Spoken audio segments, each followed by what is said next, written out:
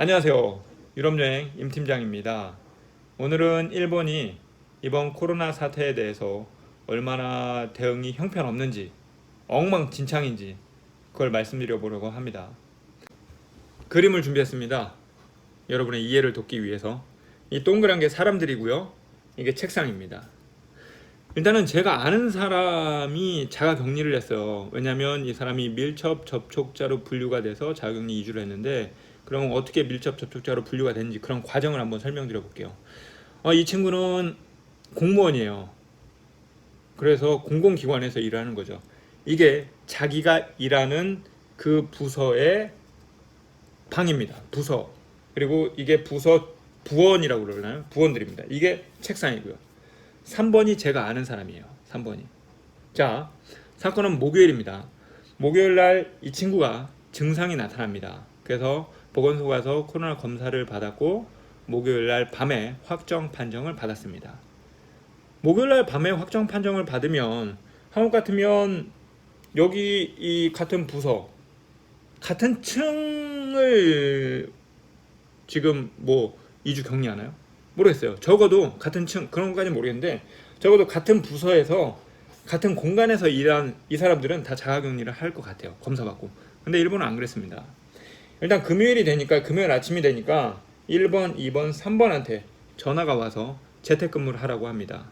이유는 이 사람이 전날 밤 코로나 확정 판정을 받아서 근처에 바로 옆에서 근무하는 사람 그리고 바로 맞은편에서 근무하니까 너희 세 사람은 재택근무를 하라고 여기 이 공무원 이 같은 부서에서 가장 높은 사람이 명령을 합니다. 보건소가 명령하는 게 아니에요. 예.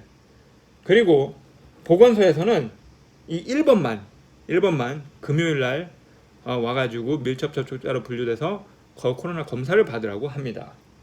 2번, 3번은 검사 받으라고 안 했어요. 집에서 재택근무하라고 이 부서에서 가장 높은 사람이 그냥 지시만 했을 뿐입니다. 자, 그래서 금요일 날 재택근무하고 이 친구는 검사를 받으러 갔습니다. 근데 토요일이 됐을 때 이 2번 사람이 자기 집은 어린이도 있고 불안해서 증상은 나타나진 않지만 보건소에 연락을 합니다. 저도 제발 코로나 검사를 받게 해주십시오 라고 상황을 설명합니다. 일본은 코로나 검사를 받을 때 보건소에서 정확히 받으라고 해야만 무료이고 그렇지 않으면 자기가 사비를 내야 돼요. 그러니까 이번 같은 경우는 불안하니까 검사를 받아보고 싶은 거죠. 그래서 보건소에 자기가 적극적으로 말을 합니다. 상황 설명을 합니다. 그랬더니 보건소에서는 2번이 이제 상황 설명을 할 때 여기에 전화기가 있다. 전화기를 같이 쓴다. 뭐 그런 식으로 적극적으로 해명을 했습니다. 이번에 상황 설명이 있었기에 보건소에서는 자 좋다. 그러면은 일요일 날 2번, 3번, 4번 너희도 같이 코로나 검사를 받으라 라고 했습니다. 네. 5번은 받으라고 안 했어요. 그래서 이렇게 코로나 검사를 받으러 갔습니다. 이거랑 별개로 여기 6번도 이제 자기가 몸에서 열이 나고 그러니까 보건소에 얘기해서 코로나 검사를 받으러 갔습니다. 그래서 6번은 코로나 확정 판정을 받아요. 이거랑은 별개죠. 6번은 아예 자기 혼자 그래서 코로나 확정 판정을 받습니다. 이게 일요일입니다. 그랬더니 월요일날 이 5번한테도 밀접 접촉자로 분류돼서 5번한테도 코로나 검사를 받으라고 월요일날 연락이 왔습니다. 네. 자, 그렇게 해서 결국엔 모든 사람들이 다 코로나 검사를 받았고요. 이 사람이 확정 판정을 받았고요. 나머지 사람들은 2주 자가 격리를 시작했습니다. 일단은 뭐 너무 이게 체계가 없는 거예요.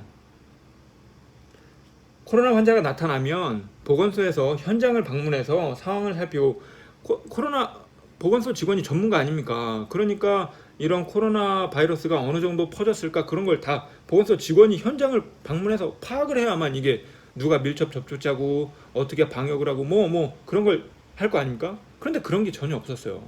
그냥 보건소 직원이 여기 부서의 가장 높은 사람과 전화 통화로 해서 진행을 했다고 합니다. 그때 이 사람과 같은 업무를 했던 이 사람이니까 이 사람만 코로나 검사를 받으라고 했던 거고요. 아무튼 그렇게 보건소에서 현장을 방문하거나 현장 방역을 하거나 그런 게 이루어지지 않아요. 엉터리죠. 예? 자, 그리고 자, 그럼 자가 격리를 합니다. 3번이 실제로 자가 격리를 했죠. 제 아는 사람이고요. 자가 격리 정말 대충 합니다.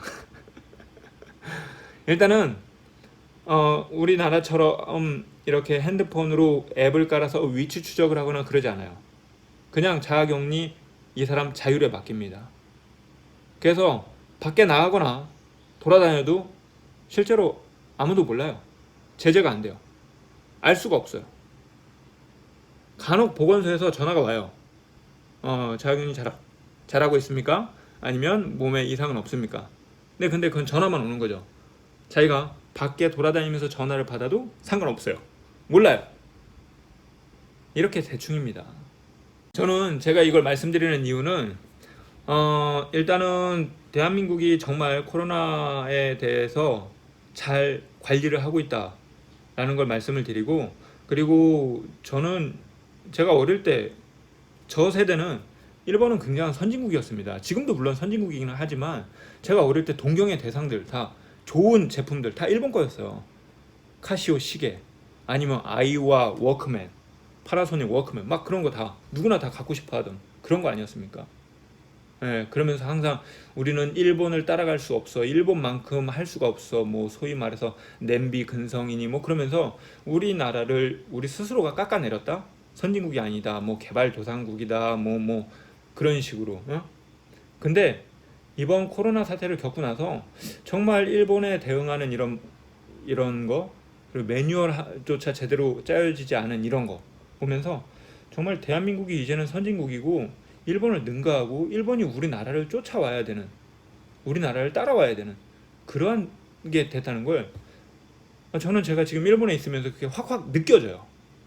예. 그래서 이걸 한번 영상으로 남겨보고 싶어서, 일본이 되게 못했다고 이걸 까는 그런 차원이 아니고요. 이러한 저의 생각의 전환되는 그런 뭐 큰 계기랄까요? 그런 거라서 이걸 영상으로 꼭 한번 남겨보고 싶었습니다. 자, 여러분 잘 지내시고요. 나중에 다시 인사드리겠습니다. 감사합니다.